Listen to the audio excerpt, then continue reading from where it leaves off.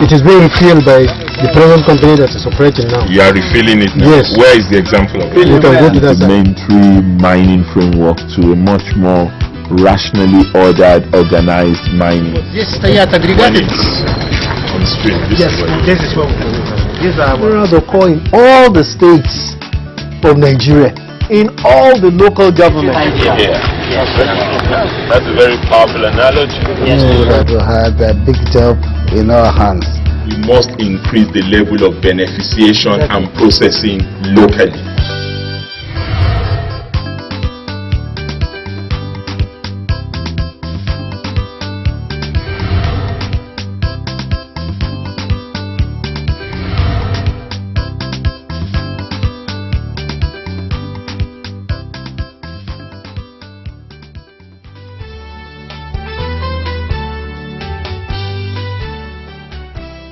Diversifying the nation's economy through solid mineral sector requires huge capital investment. As the Minister of Mines and Steel Development has often reiterated, the mining industry is capital intensive. This suggests that funding should not be left in the hands of government alone. It is this reality that has informed the decision of government through the ministry to seek funding from bodies such as the World Bank. Today's edition of Mining in Nigeria takes a look at the mineral sector support for economic diversification project, popularly called MINDIVA. The 5-year project was initiated by the World Bank to provide financial support for the solid mineral sector towards actualizing the objective of making it a major contributor to Nigeria's GDP. But first, we will take a break, and when we return, a look at highlights of events in the Federal Ministry of Mines and Steel Development. Stay with us. Do you know, in 2017, Nigeria lost $9 billion in wealth? Do you know the source of this monumental loss is illegal mining? Illegal mining is synonymous with oil bunkering and vandalism. Illegal mining is a crime against the Nigerian nation. Stop illegal mining now. Get a license. Be legitimate. Do it right.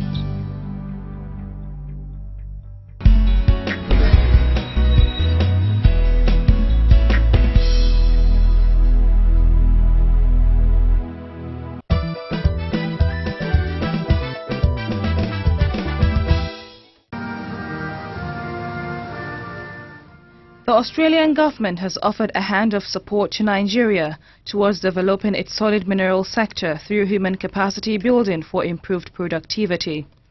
This was expressed as the second of a series of workshops held at the Ibeto Hotel in Abuja on 19th and 20th of February 2018. The two-day event tagged Policy and Capacity Building Workshop for a Successful and Sustainable Mining Sector was graced by Australia's Deputy High Commissioner Ms. Cleo Wilson and Permanent Secretary of the Federal Ministry of Mines and Steel Development Dr. Abdulkadir Maazu, who represented the minister. The skill set of the Nigerian Speaking after the event, Cleo Wilson said Australia has picked an interest in Nigeria and its mining sector because of the huge potentials they have seen. Well, the collaboration comes out of a long history of collaboration between Australia and Nigeria. We recognise the skill set of the Nigerian people. We recognise that mining has a lot to do with the success of Nigeria. And then we're lucky enough to work for you to have a wonderful minister and an excellent permanent secretary that we can work with effectively and jointly run courses of this nature. The Permanent Secretary of the Ministry stressed the importance of such collaboration with Australia in the country's diversification drive due to their own long history in mining and the successes they have recorded over the years.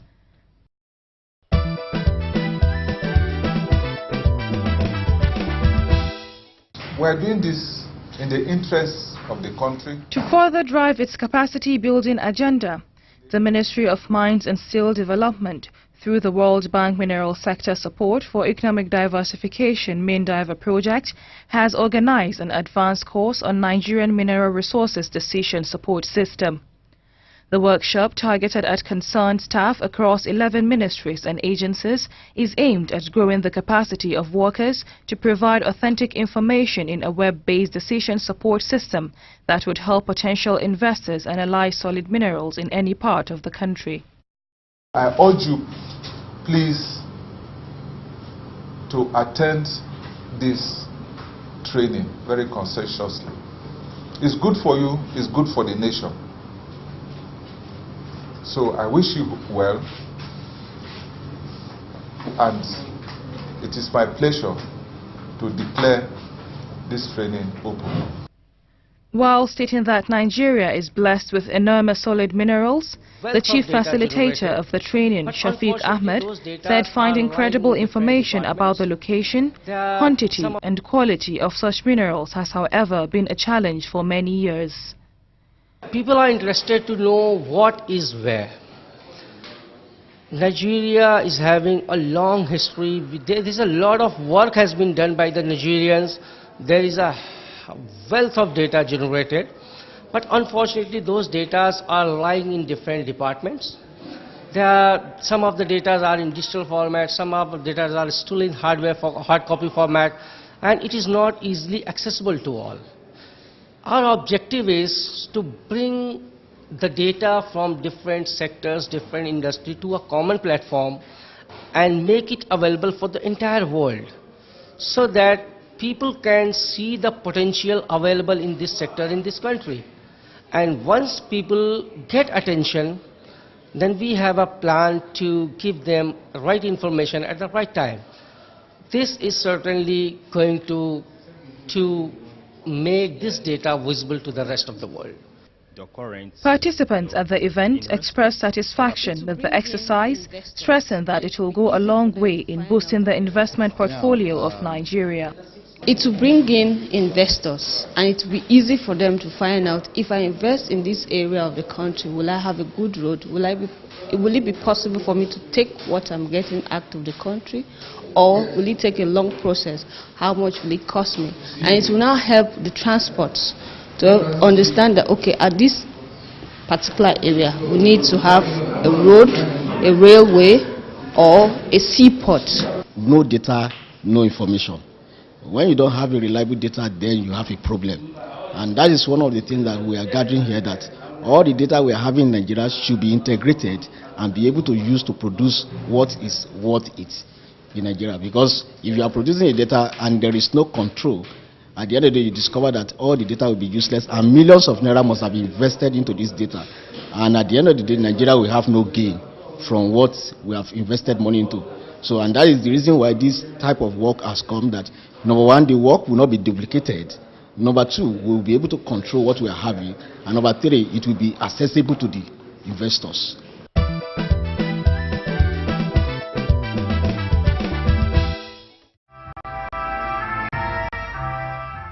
Towards entrenching global best practices in the mining of gold, the Federal Ministry of Mines and Steel Development, in collaboration with the United Nations Industrial Development Organization, UNIDO, organized a training workshop for stakeholders in the gold mining subsector.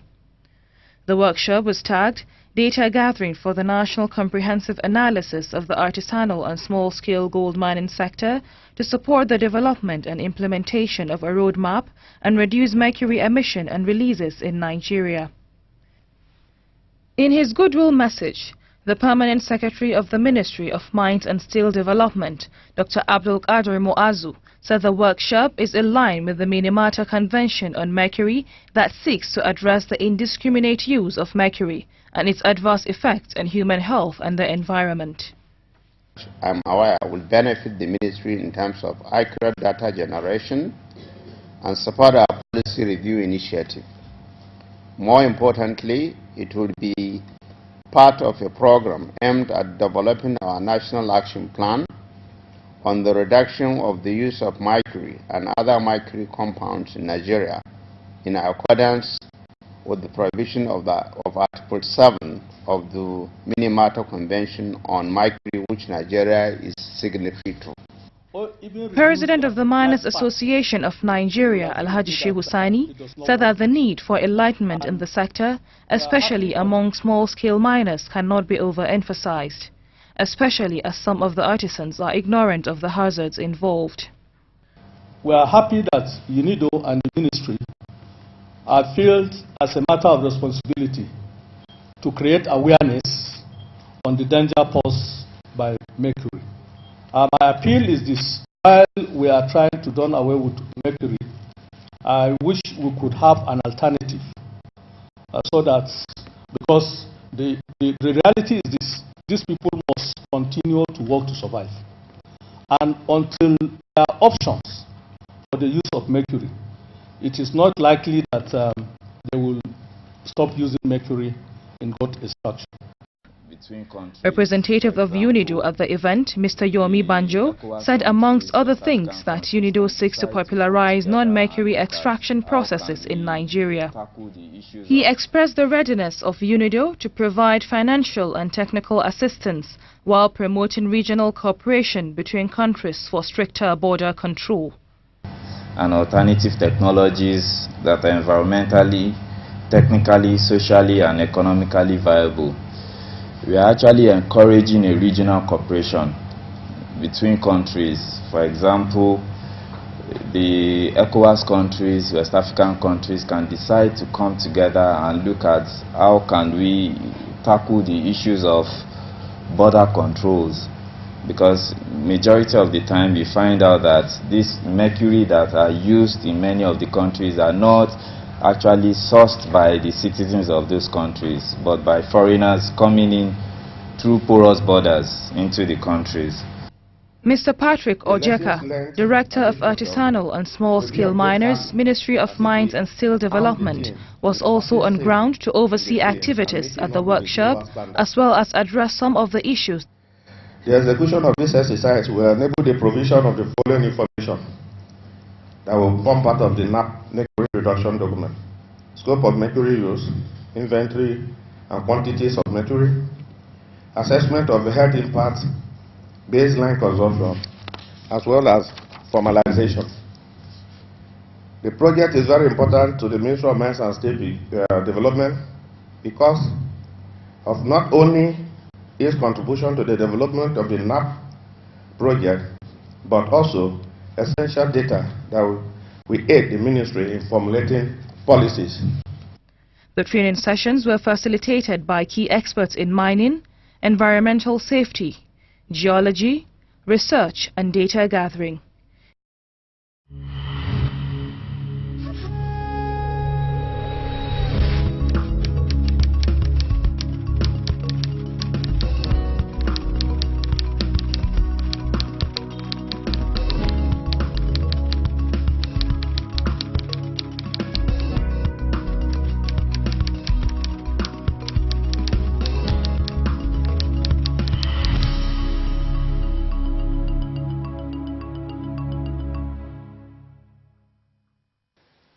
When compared to other mining destinations of the world, funding for the Nigerian solid minerals sector is largely inadequate. For a country that desires to prioritize solid minerals for economic diversification, it is crucial that funds needed to grow the sector are sufficient.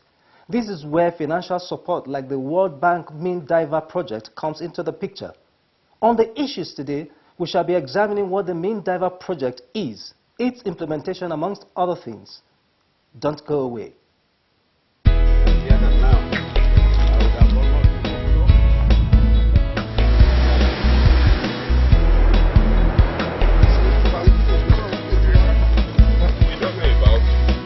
That information on your fingertips.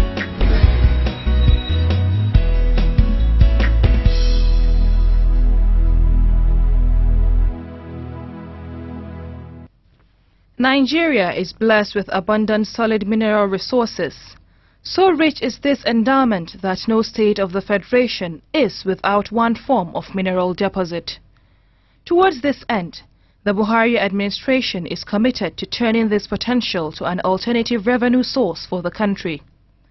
Several reasons make the solid minerals and the mining sector viable for economic diversification. It provides more employment several times than oil. It provides rural growth several times more than oil. And it is inclusive. That's the communities, all stakeholders are involved in mining. And so, When the federal government approached the World Bank to provide financial support for the solid mineral sector, it was more than willing to do so because it knows that the sector has the potential to turn the economic situation of the country around. The World Bank Mindiver project was officially launched in January 2018 with an initial loan of $150 million to help the Nigerian government in its diversification agenda. The first intervention lasted from 2005 to 2012.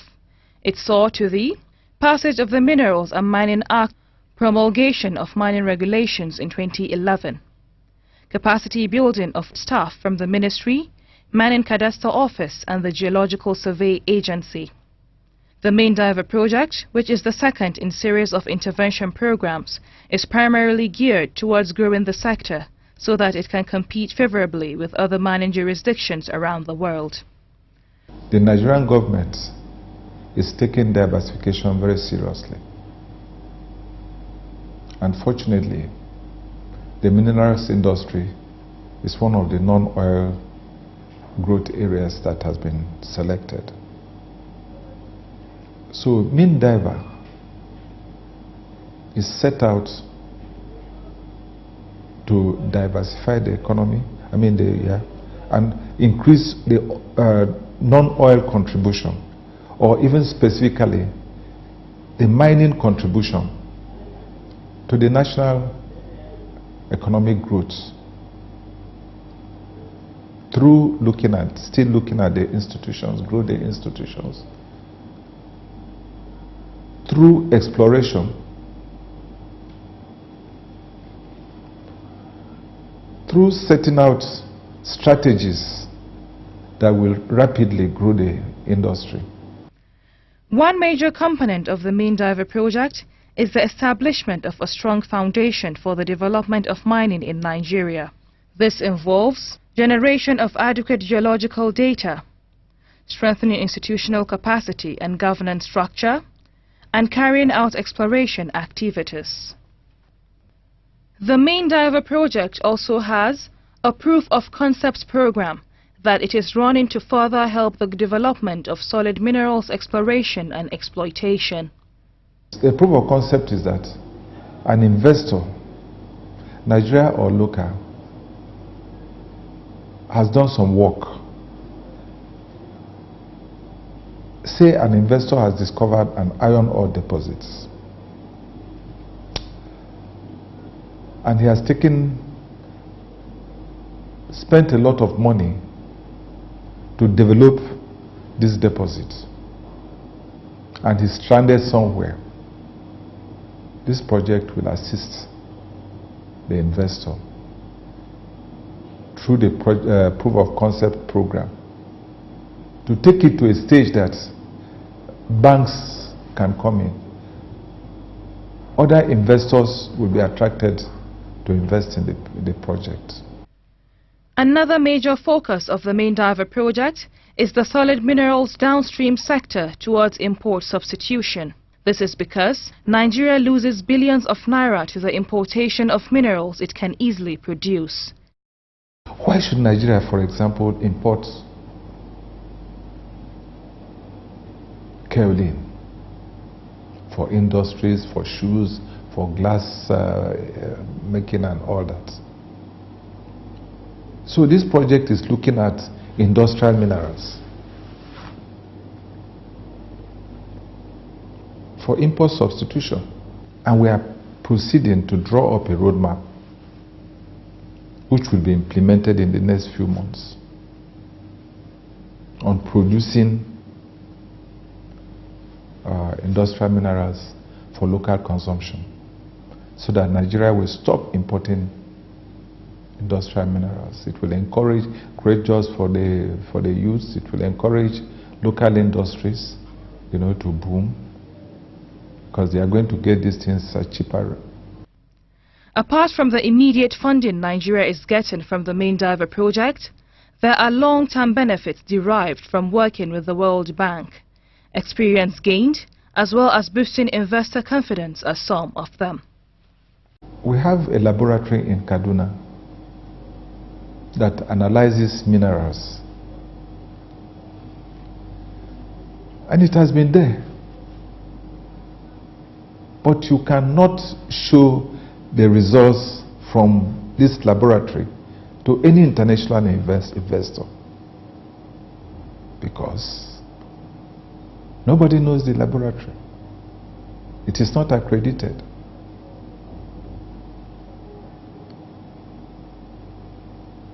So this project is looking at the laboratory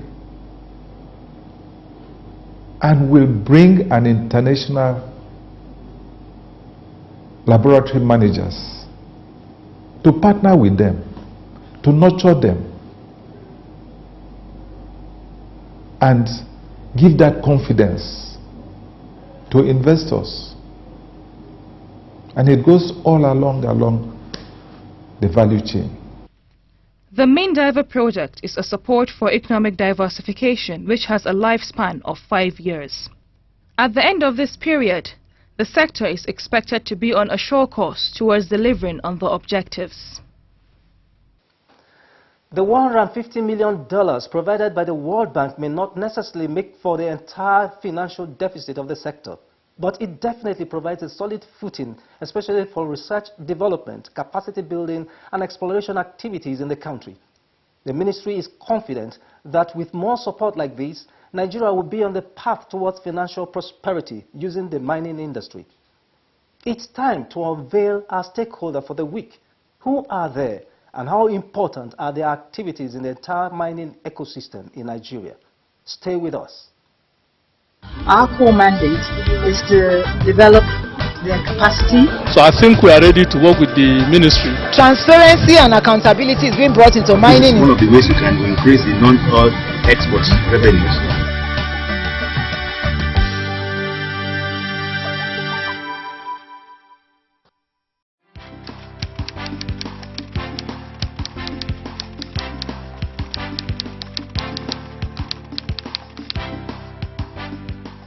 Well, the Mining Cadastre Office is established primarily to grant licenses for mining operations all over the country, beginning from exploration to actual extraction of the mineral deposits.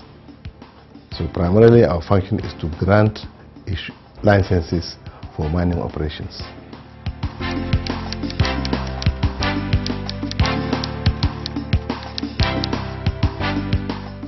It used to take upward of 2-3 years to get a license, one license. Today, you can get a license within 45 days, 30 to 45 days. And we are even moving forward. We don't want you to even come to us. Sit down wherever you are, apply and get a license.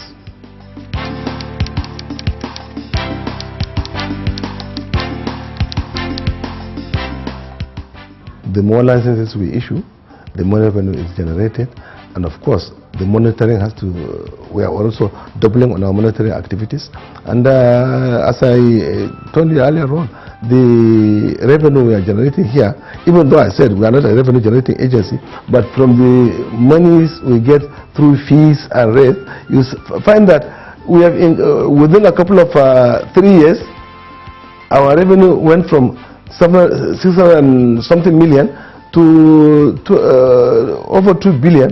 So there's a tremendous increase. Yes. So I think we are benefiting very well from what is happening. It is uplifting to know that the Mining Cadastre Office has keyed into the ease of doing business drive of the Ministry of Mines and Steel Development, as licenses and leases can now be granted in a matter of days. We will now take highlights of global happenings from the international mining scene.